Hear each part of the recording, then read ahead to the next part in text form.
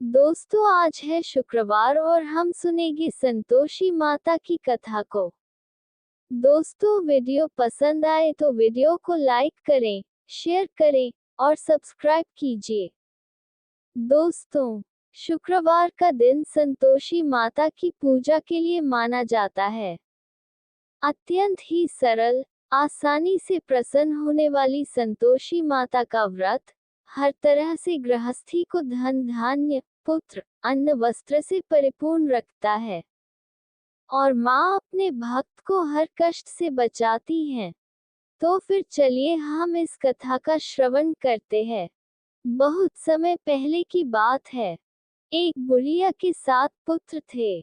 उनमें से 6 कमाते थे और एक नहीं कमाता था। बुढ़िया अपने 6 बेटों को प्रेम से खाना खिलाती और 7वें बेटे को बाद में उनकी थाली की बची हुई जूठन खिला दिया करती। 7वें बेटे की पत्नी इस बात से बड़ी दुखी थी, क्योंकि वह बहुत भोला था और ऐसी बातों पर ध्यान नहीं देता था। एक दिन बहू ने जूठा खिलाने की बात अपने पति से कही। तब पति ने सिर दर्द का बहाना कर रसोई में लेटकर स्वयं सच्चाई देख ली। उसने उसी क्षण दूसरे राज्य जाने का निश्चय किया। जब वह जाने लगा, तो पत्नी ने उसकी निशानी मांगी। पत्नी को अंगूठी देकर वह चल पड़ा।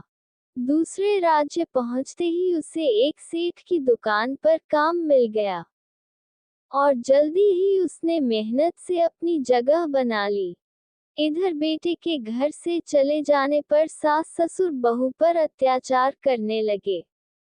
घर का सारा काम करवा के उसे लकड़ियां लाने जंगल भेज देते और आने पर भूसे की रोटी और नारियल के खोल में पानी रख देते।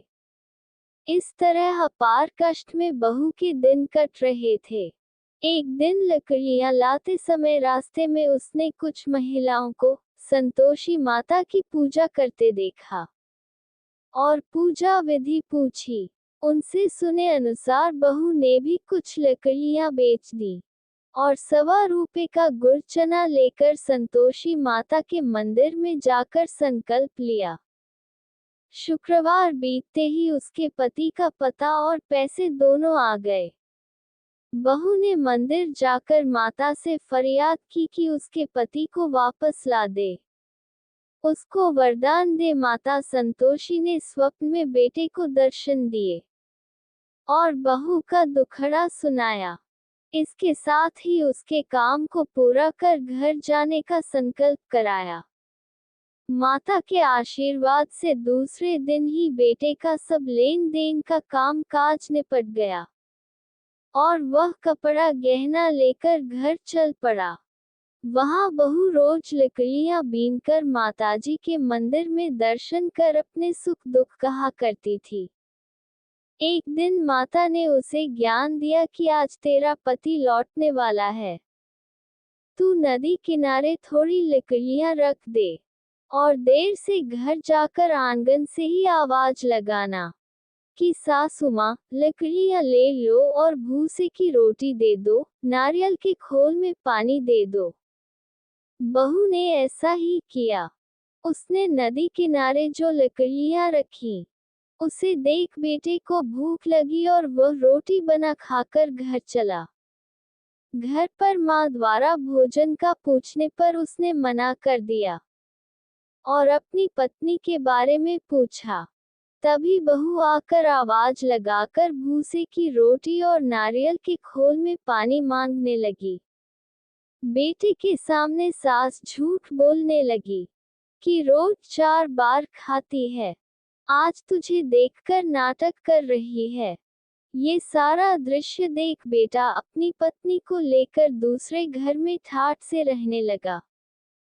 शुक्रवार आने पर पत्नी ने उद्यापन की इच्छा जताई और पति की आज्ञा पाकर अपने जेठ के लड़कों को निमंत्रण दे आई। जेठानी को पता था कि शुक्रवार के व्रत में खट्टा खाने की मनाही है।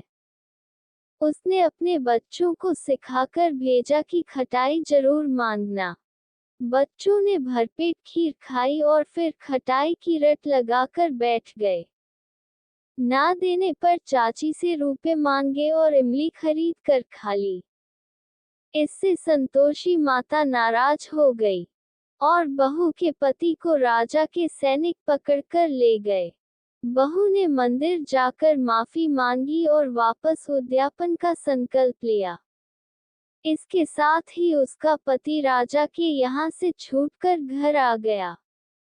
अगले शुक्रवार को बहू ने ब्राह्मण के बच्चों को भोजन करने बुलाया और दक्षिणा में पैसे ना देकर एक एक फल दिया। इससे संतोषी माता प्रसन्न हुई और जल्दी ही बहू को एक सुंदर से पुत्र की प्राप्ति हुई। बहू को देखकर पूरे परिवार ने संतोषी माता का विधिवत पूजन शुरू कर दिया और अनंत सुख प्राप्त किया। इस व्रत में प्रातः काल स्नान आदि से निवृत्त होकर संतोषी माता को स्मरण कर दंडवत प्रणाम करें। पूजा करते समय जल से भरा कलश रखकर उसके ऊपर गुड़ और चने से भरा कटोरा रखें। कथा कहने और सुनने वाले अपने हाथ में गुड़ चना अवश्य रखें और मन ही मन संतोषी माता की जय बोलते जाएं। पूजा के लिए गुड़ चना लेते समय सवाई का ध्यान रखें, यानी अपने सामर्थ्य के अनुसार चना गुड़ ₹1.25 ₹5 या ₹11.25 के बढ़ते क्रम के अनुरूप ही लें।